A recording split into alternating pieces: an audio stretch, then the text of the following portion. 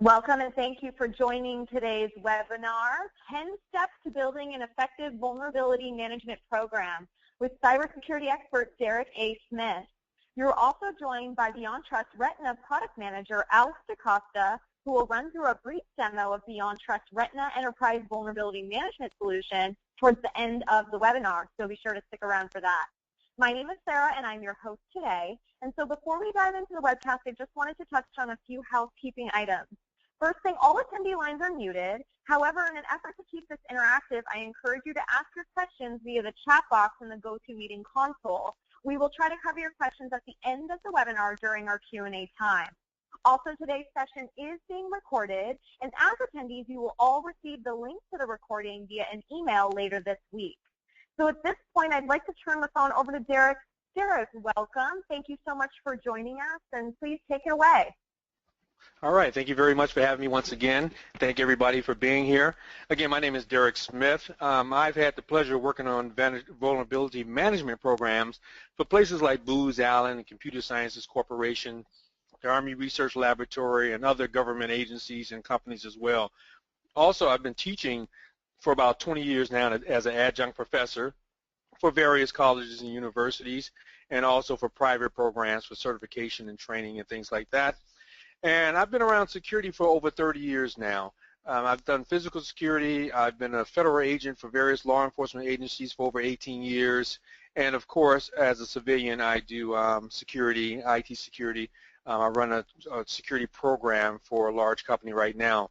I'm also a fellow at Excelsior College and an adjunct professor there, and at University of Maryland, Baltimore College as well.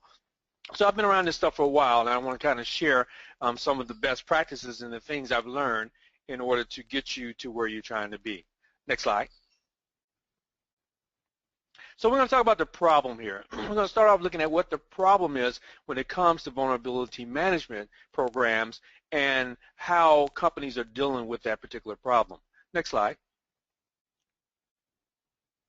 So first, there are major issues, and companies are basically feeling the pain here. Here's what they have. Number one, they have to figure out how they can isolate the problem. Companies have to figure out what causes the actual damage. As you see here, I have 95% of breaches target known vulnerabilities. So if we know that, how come it's so hard for us to deal with these problems, deal with these situations? We have to know what's causing that damage, and then, of course, the problem shouldn't be any surprise to us. Number two problem we have, or thing we have to deal with, is how do we stop the damage? How do we prevent it from happening? What's our options? We have to look at our risks. I'll tell you this, a lot of people and a lot of programs are compliance-driven when they should be risk-driven. So we're going to talk about risk. And basically, risk equals your assets plus, times your vulnerabilities times those threats. And we can control those vulnerabilities. But we're going to have to figure out how to do that.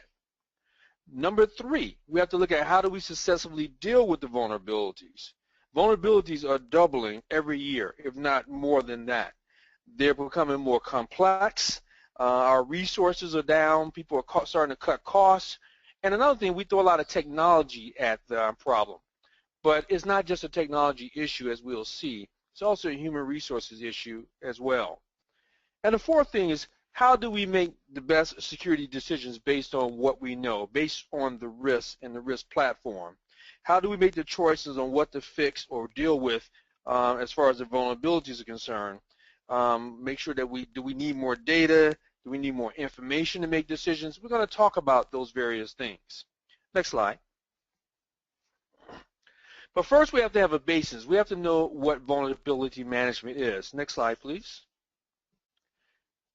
And vulnerability management is basically this. It's a process that we use to determine whether to eliminate, mitigate, or tolerate vulnerabilities. So again, it sounds familiar, doesn't it? It sounds like risk. Do we eliminate, do we mitigate, or do we tolerate those vulnerabilities based upon that risk and the cost that we have to outlay for fixing the vulnerability itself? Next slide. It's made up of these components at a high level. But basically, as I said before, it's our process that we use to determine to eliminate, mitigate, or tolerate risk. So we have to balance our demands of security versus demands of our business. are business value drivers. Remember, when it comes to security and everything we do, it's about how do we become a business enabler, and that's what we want to look at here. So, as I said, it's an intelligent confluence of the assessments, what assets are we talking about protecting, which we'll talk about soon, plus an analysis of what should we fix first, where does the money need to go first, and then how do we fix that problem, our remediation steps. Okay? This is a component, vulnerability management is a component of risk management in itself. And again, we want to balance those demands of the goals and the business processes. Next slide. And next slide. So what we have to do now is that we have to look at the challenges that we have for vulnerability management. And there are a few, and I'm going to get to the slides in just a second, but we all know that for all of us on this webinar and for everyone, or every organization in general, that information is a valuable asset, and it's our job as security professionals to secure it, and that's a challenge. So as the value of this information increases, so does the attractiveness of that information to the bad guys, to the criminals, to the attackers that's out to get into our systems. But unlike our other valuable assets like cash and things like that, information is not secured in a large safe somewhere. We can just lock it away and we can know that we're safe. And it's not easy to protect it. So instead, we have to look at where it is, and we know the information is spread across many different areas, many different systems, many networks, many devices. Heck, it might even be in our partners' hands. We have to understand and wonder what our partners are doing with it. Or nowadays, it may be in the cloud, and how do we mitigate the issues dealing with the cloud, especially if we have a private cloud. Now, we look at our adversaries, and they're attempting to steal our information range. Their attempts at stealing it range from things like traditional hacking techniques, where they look to compromise our system, to online activists looking to promote their causes, to criminals trying to monetize the data and systems that we have in our organization. So those tools and techniques that they employ range in a variety of different types of sophistication. They rely on the weaknesses or those vulnerabilities that we're speaking about today that they find in our systems, like missing patches, poor password, poor processes that we have in place, bad system configuration and things like that. So given the change and given the rate of change that we deal with in our organizations on a daily basis, and the range of different types of software that we deploy and hardware and everything else, the odds are heavy in the favor of the bad guys actually finding our vulnerabilities. I always said this throughout my years in law enforcement. We're always reactive, and they have plenty of time to be proactive. So the traditional approach that most of us take, like vulnerability scanning, to scan systems for the application weakness, systems and applications for weaknesses and things like that, don't always work. We have to have some other things that we can do. Okay? Especially when we look at the intervals and when people do this. Sometimes it's quarterly, sometimes it's monthly, and you do all these scans. I used to have my team do these scans at the Army Research Lab. We get so much data, and then when do you have the time to actually go through this data? When do you have the time to actually look at it and understand what's happening? And another problem I have is that a lot of my technicians, a lot of my analysts didn't understand what they were seeing. They just run a Nessus scan and say, okay, or whatever scan it may be, okay, here's the raw data. I'm like, no, you have to go back. You have to interpret that data based on the person's systems, and then you have to make some sense out of that data. So we're going to go through and we're going to do that. Now, a challenge I have on the slide is assessment, as I was just saying.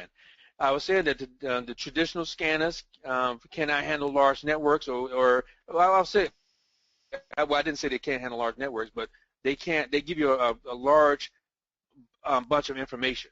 But also, they can't handle large networks. They produce volumes of useless checks that sometimes we don't interpret it, and we don't know how to use them and what they're good for. I mean, they may not be good for anything. Garbage in, garbage out is what I call it. Okay? They're time-consuming. As I said before, they're resource-intensive. They have to put a lot of people on it, and they have to spend a lot of time, if they have the time, looking at it. And then, of course, finding the problem itself is only half the battle. Next slide. Another challenge we have is analysis. As I told you before, some of my people didn't understand what they were seeing. So manual and resource-intensive process to determine what we need to fix, if we even should fix it, and when we should fix it. When do we throw money at it? There's no correlation between the vulnerabilities and the threats and assets. We run a scan, we get these things, but where's the business process? Where's the business correlation between these things?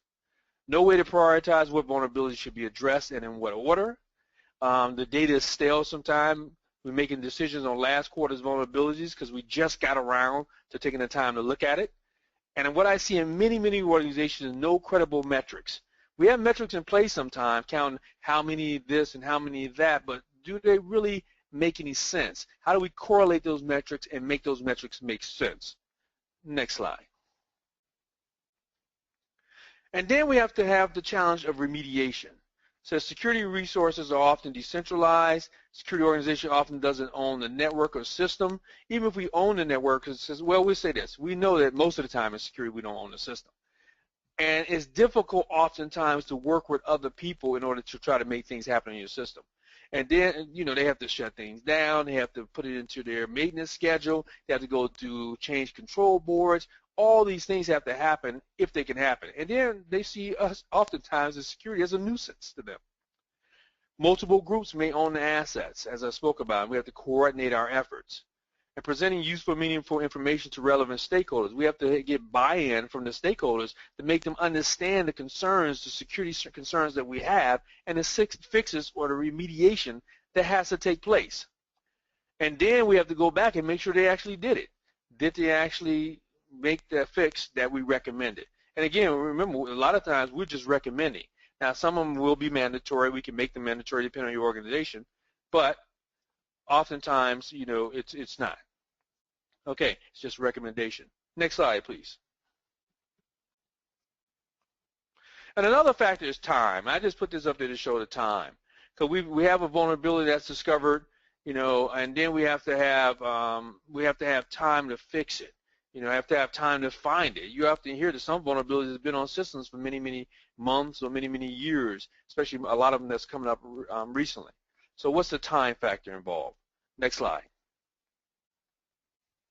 Before I move on, you have to identify several key weaknesses in your vulnerability management system. Now I'm going to get to that before I move into the vulnerability management lifecycle. But there are a number of areas that expose systems to harm, and these areas are things like your software. You know, all software, as we know it, have inherent bugs in them. So some of these bugs may never be discovered at all, and the software may continue to function perfectly. But sometimes there are going to be bugs that's going to cause problems for your system.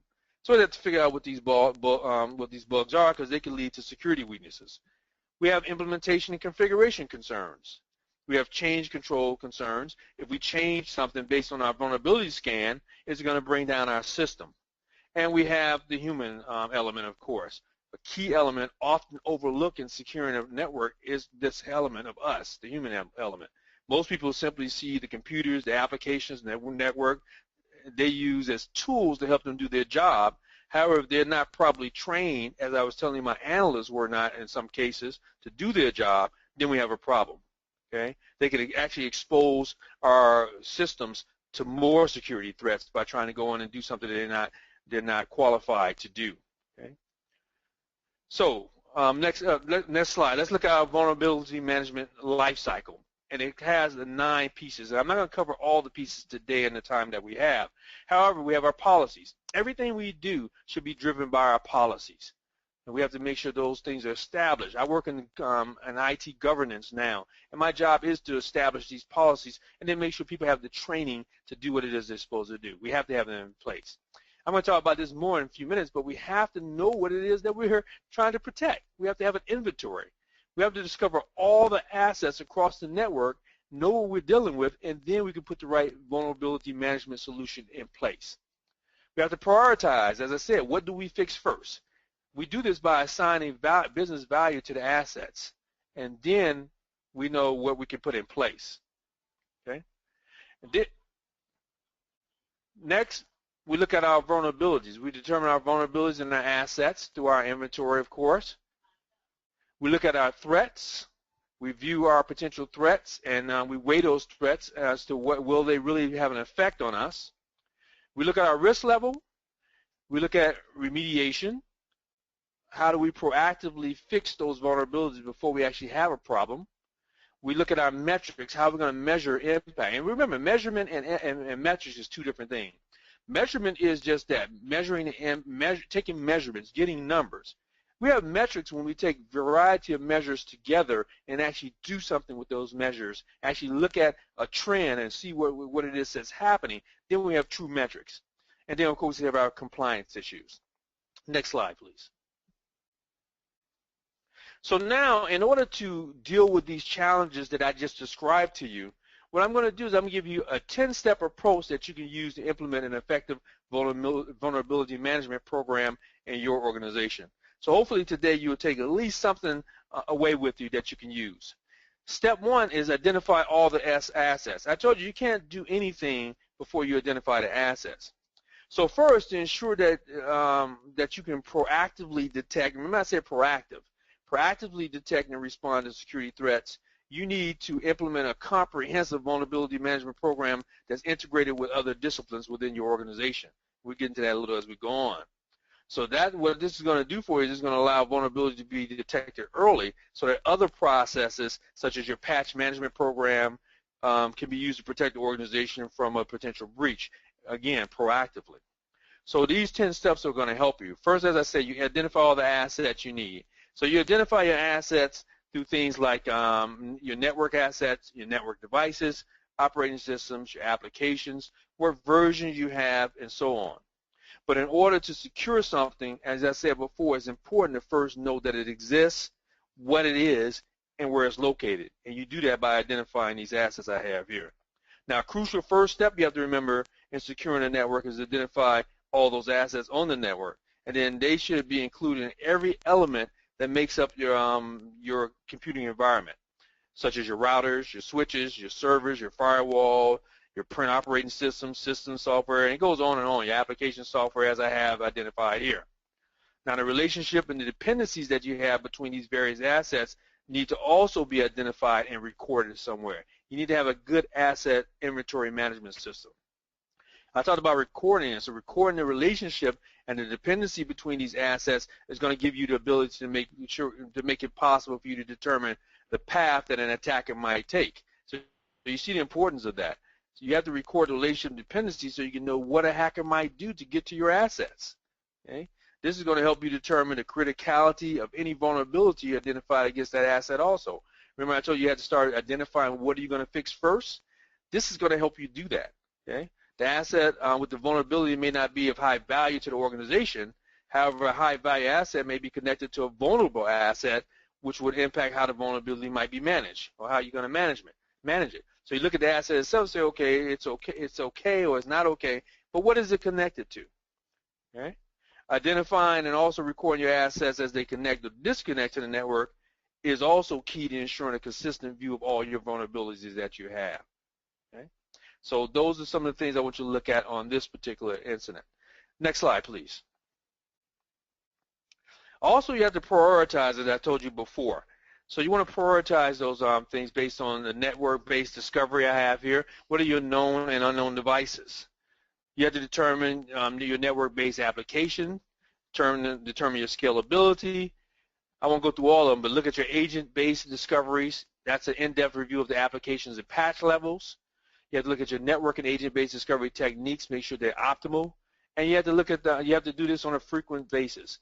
It could be continuous, daily, weekly. You know, that once a year inventory, you may have put a dozen different things onto your system, and you don't even know it's on there because you do a once a year inventory. Think about an inventory management process that's more frequent than that once a year, if you even do it once a year. Next slide, please. Step 2 is vulnerability identification. Now I know what I have. How can they be effective? Okay? So knowing what vulnerabilities exist for each asset and the criticality of that vulnerability is essential to determine how best you're going to secure it. See, vulnerabilities may exist on every device that you have and every asset that you have due to missing patches, due to old software, due to weak password, poor configurations, whatever it may be. Now, how easy is it to exploit that vulnerability, or what kind of damage could be caused by exploiting that vulnerability is going to be determined by the criticality.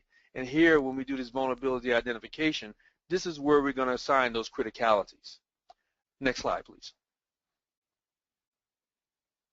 How do we do that? Well, basically, we're going to correlate our threats. We're going to look at the threats view our different potential threats, and we're going to rank them. Next slide.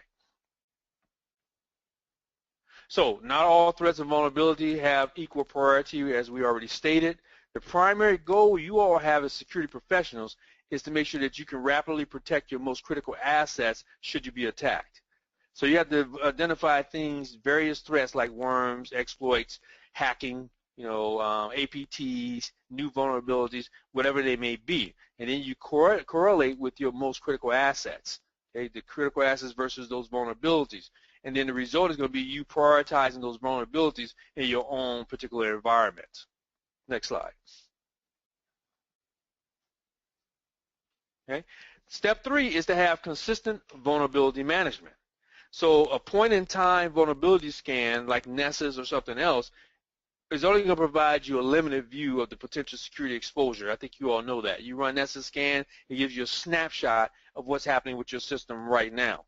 However, any new vulnerability that's introduced as a result of some newly discovered software bugs, new devices added onto your network, or change the systems are going to end up going undetected until the next scan. And who knows your scan? If you scan it daily, that's good. Or if you scan it monthly, So what's going to happen there? It's going to leave those systems at risk until you discover what those new vulnerabilities are. So less frequent scans can also result in large numbers of vulnerabilities to address after each scan. So I scan this month and scan again next month. I have to deal with those. I have to deal with what has happened throughout that time, patch them, fix them, configure them, whatever it may be.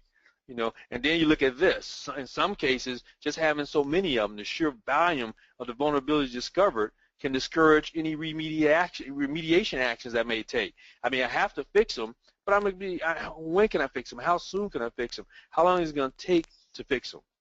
So what you need to do as a security professional is that you have to use consistent, high-frequency scanning techniques in order to enable you or your organization to be able to quickly identify any new vulnerabilities that you have.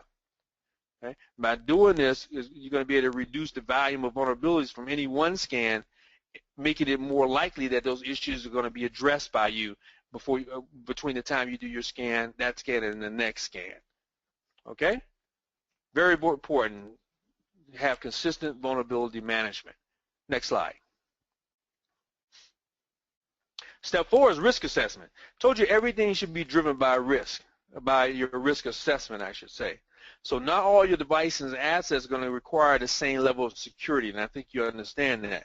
So depending on the value to your organization of the asset and how exposed it is to those vulnerabilities that we already discovered in one of the other steps, it's going to determine what steps you're going to require, you're going to need to protect them. So your risk is often described as the impact an attack is going to have, balanced by the likelihood of occurrence and the complexity of the success of those particular attacks. And that's what we have to figure out. That's our job, to figure this out with our risk assessment. Now, those vulnerabilities are what allow an attacker to find an entrance into your otherwise protected environment. For instance, a weak password might run the risk of being easily guessed and allowing unauthorized access to the system. And, of course, we don't want that to happen. But look at this. It's just a weak password. And you know this is a human issue. It's the passwords that they build. Let's look at what we do, a missing patch. A missing patch on a web server run the risk of an attacker actually exploiting a vulnerability that we may have and gain access to our server, which is even worse probably than that password problem that they had, that our people had by having a weak password. So what I want you to do here in risk assessment is that in order to make an informed risk management decision on the levels of risk that's posed against our particular organizations, we have to have accurate, as I said on the slide here, accurate and timely details on the vulnerabilities that exist. And then we have to employ a consistent vulnerability management approach that provides timely data to support an effective risk management process. All right? I want to move on to step 5. The next most important, I'm not step 5 here, forgive me. So I wanted to go over a quick formula that I mentioned earlier. In order to determine your risk level, you have to have your assets times your vulnerability, times your threats. And once you're able to figure these out, you're able to find out what your risk level and risk exposure is. And that's one of the first steps. Next slide for risk, please. and then you do that risk calculation that I just spoke about. It's the combination of those vulnerabilities, those assets, and those threats. And then your vulnerability management program is going to be based on an assessment of the criticality that you got from these three things. And then what are you going to do? As a security professional, you're going to focus your resources on the true risk. And I say that because many times we build a program out and we base it on just best practices or things we've seen or things we've done elsewhere. But what are the true risks to the organization? We have to figure that out before we have a true mitigation or remediation strategy for it. Next slide. Step 5, have a good change management process. We know that in our organization, in our systems, changes occur regularly on our networks and on our systems, and on many networks and systems, because we might have multiple ones. We know the software is upgraded, hardware is added or removed throughout the year, applications are constantly updated, and we have to keep up with those things. We have to have a good change management process once again. Each change that we make to our system actually has a potential to introduce new vulnerabilities or new issues that can actually undermine the security of our organization. You know that we put a new process in place or a new patch in place without testing it, we know that it can actually bring down our organization. I wonder how many of you on this in this webinar don't have a dev operation. You know, we have dev, we have ops, and we have tests. Do you have those environments? Are you using those environments? I have actually seen organizations that take a patch and they put the patch right into the system. And then they tell me, well, we don't do it for all patches. We just do it for some patches. You are taking a risk there, and I've seen it bring those systems down. But anyway, we have to have a good change management process. We want to integrate change management with a consistent vulnerability management process, and this is going to help us ensure potential security issues are identified and dealt with as early as possible. Next slide, please. In step 6, I just spoke about patch management. So that's an important aspect of our vulnerability management system as well. An effective vulnerability management program needs to be integrated tightly with our patch management and release management processes that we might have in our organization, and hopefully you have them. And we do this in order to ensure that our software updates are applied to systems and assets in accordance with the criticality to the organization. Not just because I got a new patch, not because I got a new virus system, but because it's going to be linked to the criticality of our organization. So basically, feedback from the patch management program should be given to the vulnerability management program to record which vulnerabilities have been addressed. We have to constantly speak to each other and know what each other are doing. It might be the same folks doing it, but maybe not. Okay. Now, that patch management process should also be integrated with the change management process that I spoke about a little while ago to ensure that software updates and releases are applied in a controlled manner. Again, if you don't have a change control board, hopefully you have some process that you can use to make this happen. Now, it's also important to ensure that the vulnerability management process scans systems, scan the system posts, and look at any, well, I'm sorry, they should scan the system and look at any updates to ensure that the update has been applied properly or posted properly and that it addresses the identified vulnerability that we're dealing with. Next slide. Step 7 in our process is dealing with mobile devices. Everybody have mobile devices now. I work for a healthcare organization right now, and let me tell you, we lock down everything. The only social media site, I'm digressing just for a second, but the only social media site you can go to is LinkedIn. You can't go to anything else. We do not allow any email except the company email. You cannot open AOL, Gmail, anything at my organization. You cannot put in any USB. You have to have an issue USB with encryption on it, VPNing. You know, you can VPN and things like that. But we have very, very tight controls against anything on the outside, especially mobile devices. You know, we have a strong mobile device management process. We issue certain people phones for doing certain things. Now, you can link your phone in, I believe, to get email. I don't do it, but our processes are very, very strict. So step 7 is for you to have mobile device management. And we know that, as I was just describing, mobile devices are a pervasive part of our IT landscape in any organization, I'm sure. You know, and what happens with this? It brings its own unique security and management risks and challenges for our organization. You know, now One of the problems is that mobile devices evade traditional vulnerability and compliance management methods and mixed ownership and control models that we have in place. Do we have corporate-owned devices, versus bring your own device? And what does this do? What it does for us is it actually creates policy gaps in our policy as to how we should actually deal with those things. How does it help us deal with a situation if your own BYOD device has been compromised in some way and now it's compromising our assets at work? So what we need to do is we need to integrate mobile device management systems or deploying technologies such as agents and things like that we use. We have to integrate these things in order to enable organizations to add mobile devices to the assets identified and then manage them as part of our vulnerability management system or our vulnerability management program. How do we bring these things together to make them work synergistically, basically? Step 8, next slide. So in step 8, we have mitigation management. So an element often overlooked when people have an effective vulnerability management program, well, I'll say it's not effective until you look at this, but it's often overlooked as part of your program is how to manage vulnerabilities in the event no software update or fix is there to address the vulnerability problem. So what do? There's no patch yet. There's no updates. There's no fix. What do we do? Now, there's always going to be a period of time from when a vulnerability is discovered, as I just said, until a permanent fix to address it is available from the vendor. We know that. Patches don't come, well, patches do come out every day, but it might not be the one we need. So as a result of this, our organization assets might be exposed to compromise until that fix is actually available. So an effective vulnerability management program is going to identify some alternative or workaround ways to manage the exposure, such as changing the firewall rules, or increasing the log monitoring, or updating our IDS attack signatures, or whatever you have in place that can think of based on the problem until the vendor actually provides a fix for the problem. So how do we do that? We have to have that mitigation strategy or mitigation management strategy in place, working hand in hand with our vulnerability management strategy. Next slide. For doing this, as I said, we have to be able to proactively fix our vulnerabilities through our mitigation, remediation principles that we spoke about before. Next slide. Some of the ways to do this is, well, first of all, as I have here, perfection is unrealistic when it comes to zero-day vulnerabilities.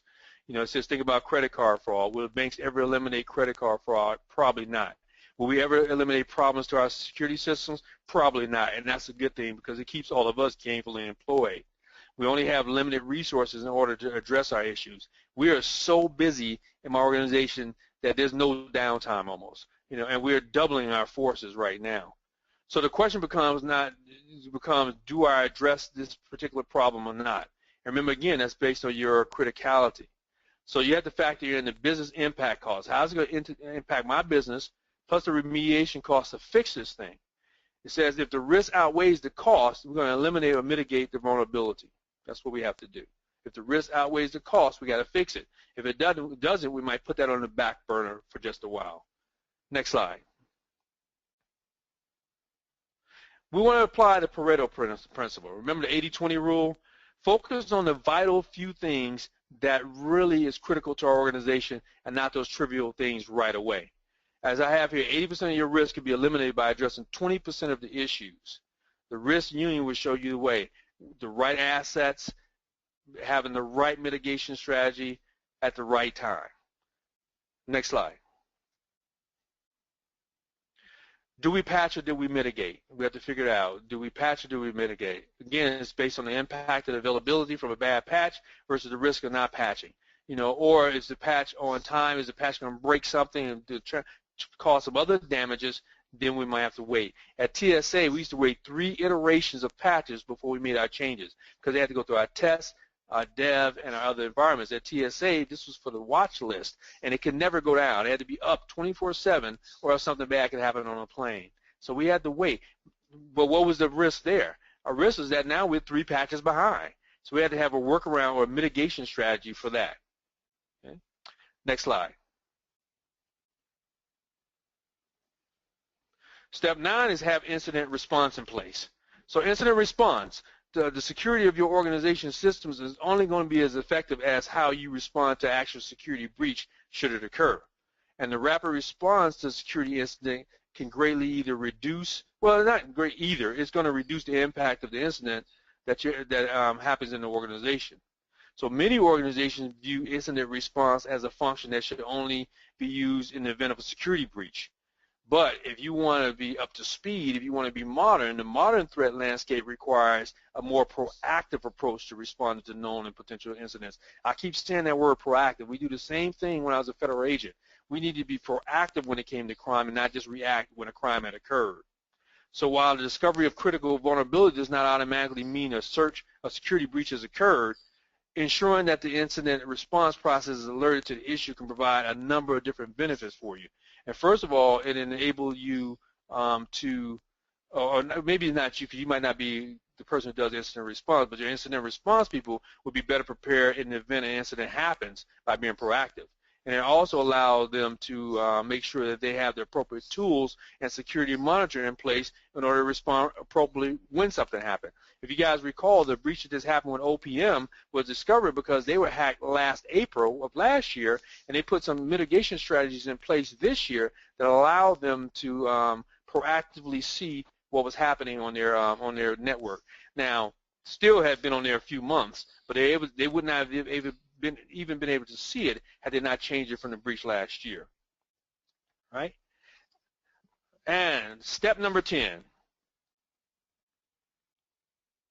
is automation. So the final key to you having a successful vulnerability management program is some type of automation. Now, I'm one of those people that say you can't throw technology and tools at a problem, but when it comes to vulnerability management and other type of security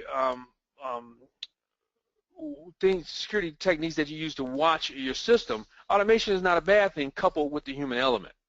So security solutions are often viewed as a means to stop or prevent a security breach. However, in reality, this is often not the case. Depending on who or what the attacking system is, the various security solutions may be simply a speed bump that we have, or merely a delaying technique we use for the attacker from reaching their goal. So therefore, what's key? Step number 2 I have here is key. Time is of the utmost importance in detecting, assessing, and remediating any vulnerability that you may have. Now, another motivation that you have is to automate where possible, because, as I told you, there's a large volume of data that you have to deal with, and you want automation to be able to help you deal with that large volume of data, okay? And it can process it much quicker than we can. Now, this is going to depend on the size and the complexity of your environment, of course, and how you manage it. But many large networks constantly have devices being added, changed, and removed constantly. So having some type of automation process is going to help you. Basically, the manual processing that we do of large amounts of data is going to be extremely time-consuming, number one. And if you look at the people that you have, it's probably going to be prone to some type of error. So the final reason for us to automate is to reduce the human element that I'm talking about from the process, therefore reducing the risk of some type of human error. All right? So it's important to have automation. I think you're going to get a demonstration on that as we go. Next slide, please. So in summary, we talk about the volatility of our threat landscape today and the growing complexity that we have with the computer systems and networks that we have within our organizations. And then we take this and we couple this with the speed of change that we go to every single day. And what this means is that an effective vulnerability management system is a critical element for us to be able to secure networks and systems and application and data and phones and everything else we have. So vulnerability management has to evolve beyond just being a simple exercise that we use where we schedule some vulnerability scans and we take that and we deliver it to our client or to our organization a few times a year. And instead, it's going to need to become a continuing process, proactively identifying potential threats. Again, I'm using that word proactive again. Okay? And then equally important is ensuring that the vulnerability management process is integrated tightly with those other processes that I mentioned earlier, patch management, inventory management, and all those processes in order to complement and enhance each of those different management systems capabilities. So in particular, the ability to detect new assets on the network and to quickly scan them for vulnerability threats is number one critical. It's the most critical. And then due to the volume of data to be processed, automating the different processes and their interdependencies that they have is going to be vital to maintain our security posture for our organization. As I have on the slide here, the hardest step in a 1,000-mile journey is that first step, and you have to start somewhere. And these 10 things that I gave you today is a good baseline, a good place for you to start, so you can be able to strategically manage your vulnerabilities in a comprehensive and cohesive and synergistic process with the other management tools that you have in place.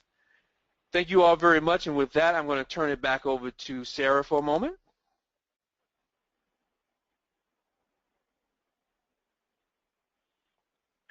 Thank you, Derek.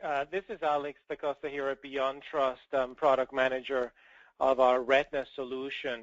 And what I'd like to do really is just spend about 10 minutes giving you a little glimpse as to what we offer from a vulnerability management perspective here at Beyond Trust.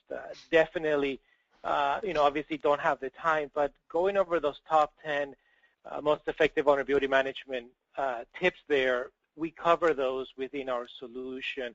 Kind of the thing I would like to start with in the demo, though, is sort of the output. And Derek kind of brought this up a few times, is when we scan, really regardless of what solution you use to scan an environment, lots of data comes back, more than anyone can really deal with. So we see this as a challenge in this space. So what I'd like to show you is our analytics and reporting, is what our solution is doing to help you understand what should you go after first and why. In a perfect world, yes, we'd like to remediate everything, but we all know that that's just not going to happen. That's impossible. So I'd like to give you a few sample reports here so you can get an idea of, again, how we help you prioritize, and also over time, look at historical data. Being able to check on yourself, are we actually getting to everything? Are we actually fixing the important things we said to fix? And are we meeting our SLAs? And then we'll wrap it up with some other very cool technology we've added recently called Clarity to help you find rogue systems, rogue users within your environment based on this information that we're collecting purely doing vulnerability management.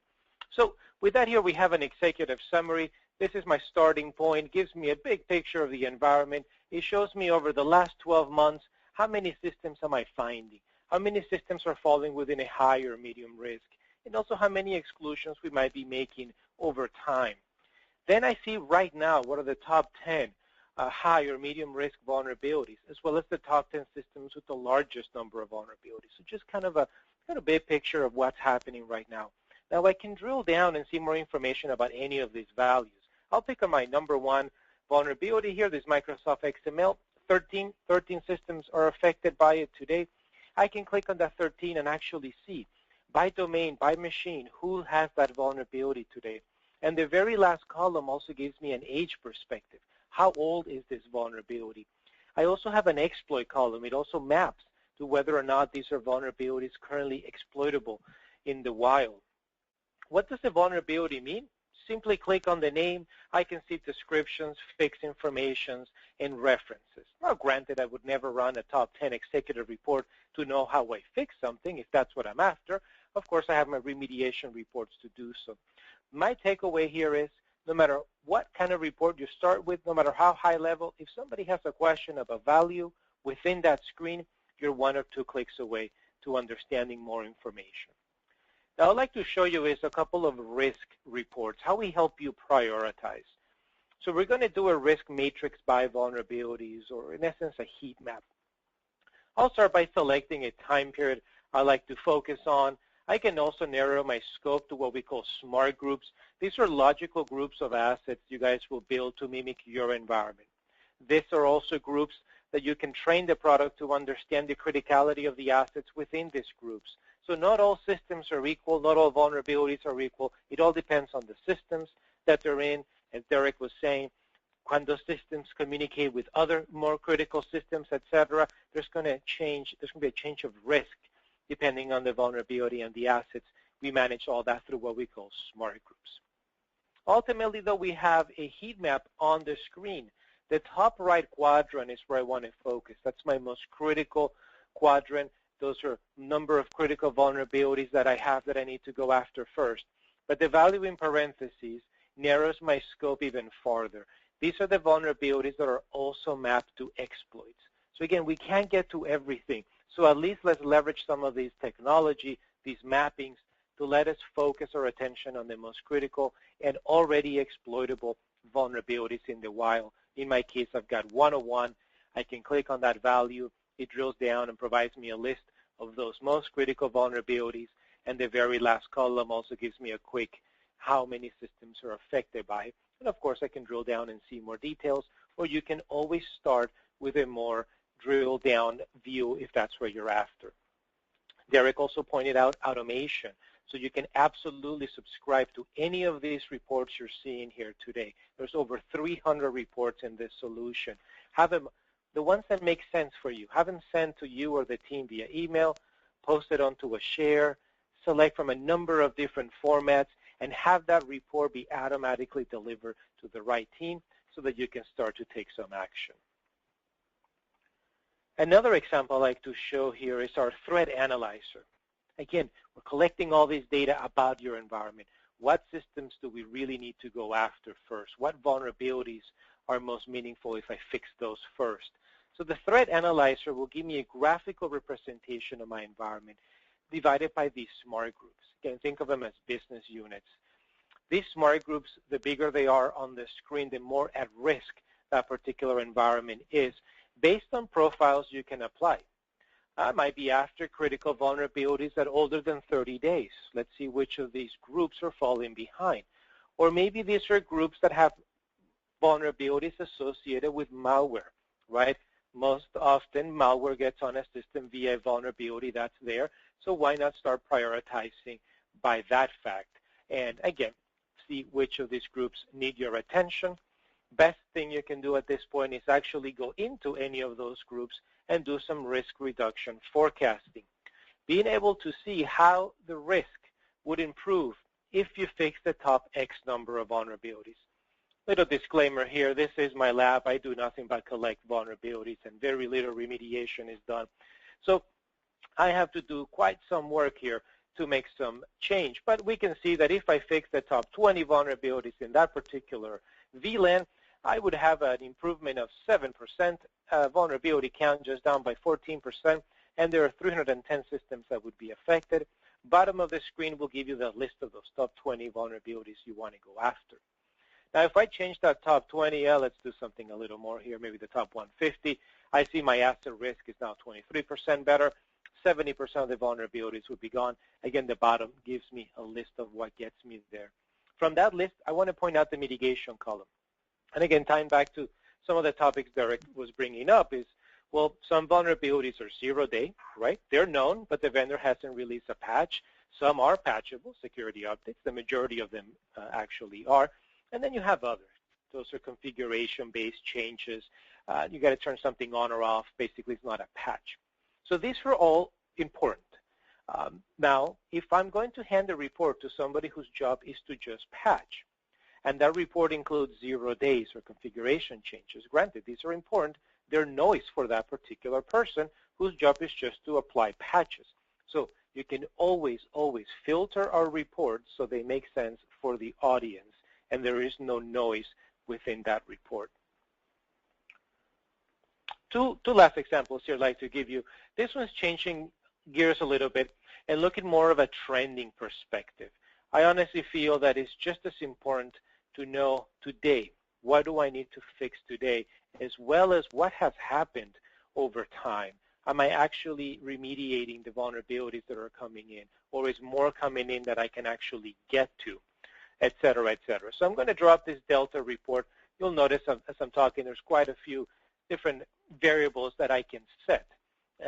Some reports have more, some have less. It all depends on the data points within any of these reports.